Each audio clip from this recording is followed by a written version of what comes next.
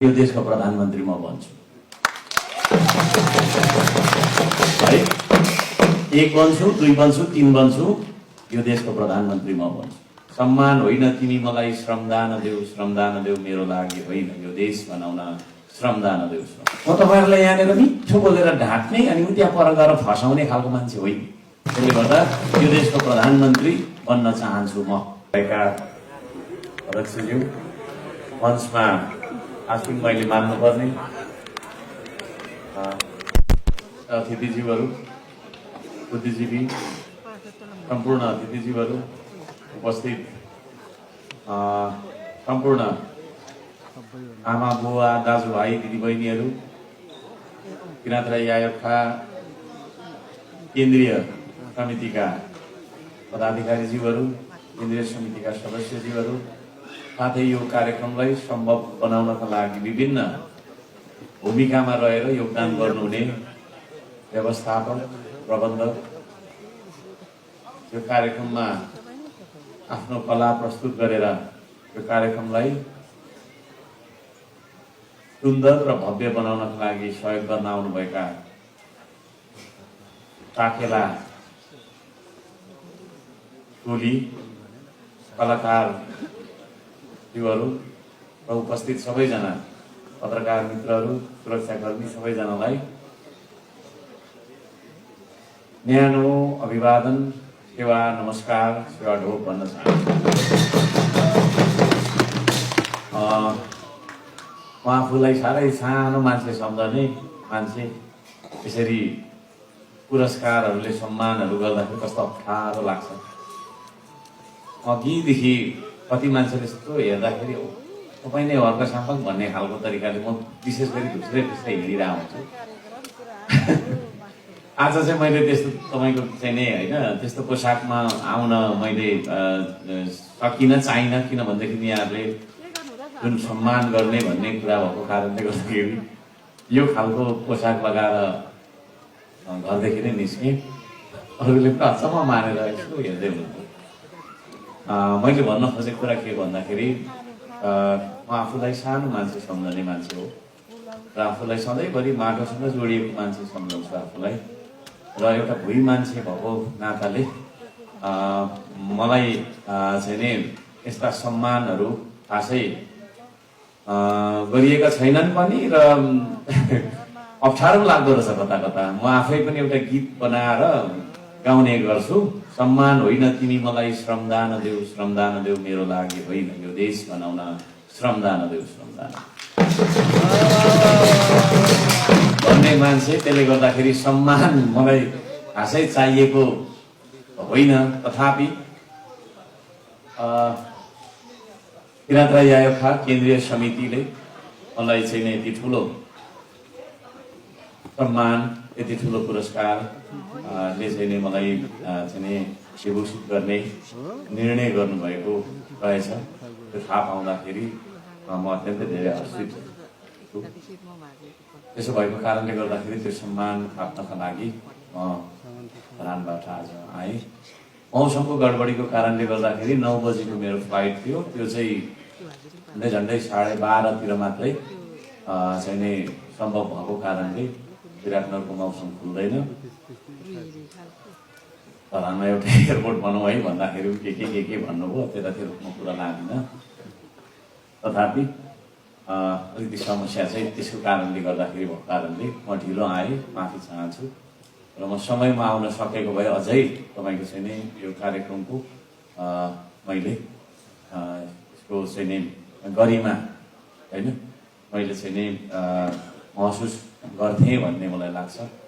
तर समय र चाहिँ नि परिस्थिति, मौसमसँग, प्रकृतिसँग हामी जुझ्न सक्दैनौँ र म ढिलै भए पनि आएँ। अत्यन्त खुसी लागेको छ। यहाँहरू सबैजनाले मलाई सम्मान गर्नुभएको छ। पेटाको खाएर, फुलको माला लगाएर, पदा लगाएर विभिन्न तरिकाले सम्मान गर्नुभएको छ। धेरै कुरा राख्न चाहन्न, राख्नु पर्दा त थुप्रै राख्न सकिन्छ, तर धेरै कुरा राख्न चाहन्न। किराँती कुलको मान्छे श्रममा, कर्ममा विश्वास गर्छ। यो साकेला सिली पनि श्रम नै हो।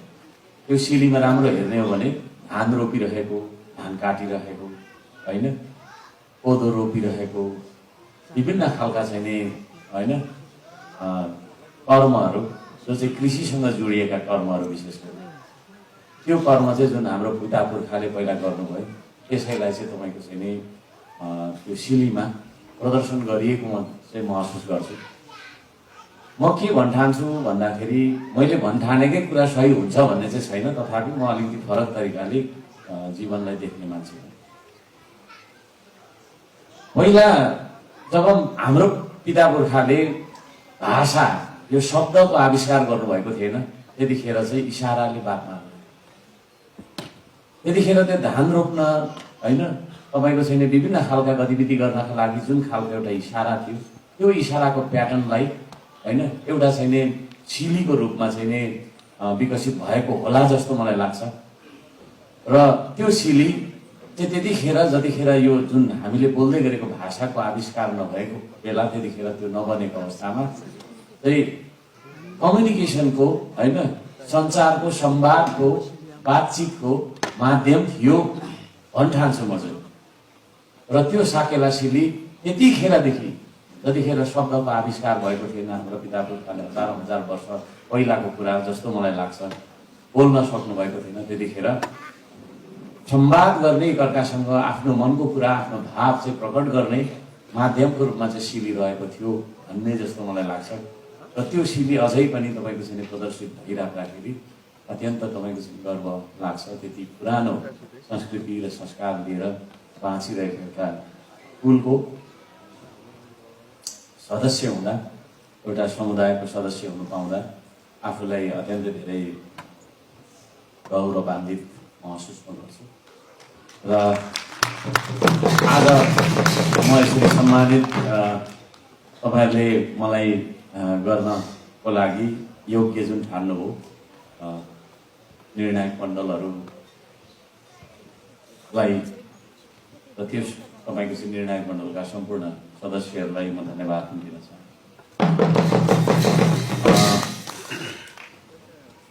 मुन्दुमको कुरा है यसमा पनि मेरो बुझाइ फरक खालको छ। म हरेक कुरालाई फरक तरिकाले हेर्ने मान्छे। म चाहिँ के जस्तो लाग्छ भने मलाई लागेको कुरा है फेरि यही हुनुपर्छ भन्ने जबरजस्ती छैन, तर म एउटा व्यक्तिगत मेरो स्वतन्त्रतालाई प्रयोग गर्दै म चाहिँ के जस्तो मलाई लाग्छ भने मुन्दुम भनेको चाहिँ प्रकृतिको अन्तर सम्बन्ध जस्तो लाग्छ होइन। र साँचो कुरा जस्तो लाग्छ मलाई मुन्दुम। त्यसले गर्दाखेरि म कामना गर्छु किराँती मात्रै नभएर नेपाली साराले है मुन्दुमी बोली बोल्नुपर्छ भन्नुको मतलब ढाँट्नु हुँदैन है। मलाई मेरो बाबु बाजेले ढाँट्नु सिकाएन है, ठग है तैँले ढाँट त्यहाँ होइन, कालोलाई सेतो भन् सेतोलाई कालो भन् मिलाएर बोल भनेर मलाई सिकाएन। म आज राजनीतिमा पनि छिरेको छु, स्वतन्त्र भारतमा लडियो थुप्रो होइन, दुःख धेरै पाइयो भनेर एउटा पार्टी पनि खोलेको छु। म त्यसको बारेमा त धेरै कुरा गर्दिनँ किनभने यो अर्कै विषयवस्तुको यहाँ कार्यक्रम भइरहेको छ। तथापि म धेरै आलोचित हुने कुरा चाहिँ के छ भने हर्क साम्पाङले रुखो बोल्छ भन्ने छ होइन, घमण्डी छ रुखो बोल्छ भन्ने। किन रुखो बोल्छ त भन्दाखेरि मलाई मेरो बाजे पुर्खा मेरो पिता पुर्खाले नै रुखो बोल तर झुटो नबोल भन्ने सिकाएको छन्। म तपाईँहरूलाई यहाँनिर मिठो बोलेर ढाँट्ने अनि उ त्यहाँ पर गएर फसाउने खालको मान्छे होइन। बरु म रुखो बोल्छु जर्रो बोल्छु तर झुटो बोल्दिनँ, कसैलाई फसाउँदिनँ। यो चाहिँ के हो त भन्दाखेरि मुन्दुमी क्यारेक्टर हो जस्तो मलाई लाग्छ। त्यसले गर्दाखेरि मुन्दुम भनेको चाहिँ के हो त भन्दाखेरि प्रकृतिको अन्तर सम्बन्ध र सत्य वचन सत्य बोली र त्यो प्रकारको चाहिँ सत्य व्यवहार र आचरणलाई चाहिँ मुन्दुम भन्नुपर्छ जस्तो मलाई लाग्छ। म यहाँ सबैजनालाई मुन्दुमी अभिवादन पनि टक्राउन चाहन्छु। टुम्निमा र पारूहाङको प्रतिमा म धेरै लामो बोल्न चाहन्न र म पनि हतार हतार फेरि जानुपर्नेछ। भएको कारणले सुम्निमा र पारुहाङको प्रतिमा धरानमा बनाउने एउटा सपना मैले देखेँ। त्यसलाई साकार तुल्याइदिनका लागि संसारभरिबाट हामीलाई थुप्रै सहयोग गर्नुहुने आदरणीय सहयोगदाताहरू, आर्थिक सहयोगदाताहरूलाई म आज यो मञ्चबाट सम्झन चाहन्छु। धेरै धेरै धन्यवाद ज्ञापन गर्न चाहन्छु। किराँत यात्रा केन्द्रीय समिति लगायत विभिन्न जिल्ला समितिहरूले पनि उल्लेख्य सहयोग गर्नुभएको छ र त्यो सुम्निमा र पारुहाङको प्रतिमा हामी त्यसको लागि चाहिँ नै सालपा सिलिचुङको पानी ढुङ्गा र माटो लिएर शिलान्यास गरेर तपाईँको चाहिँ नै सुरु गरेका छौँ र मूर्तिकारहरूको यतिखेर हाम्रो चाहिँ नै सम्मेलन गोष्ठीहरू चलिरहेको छ।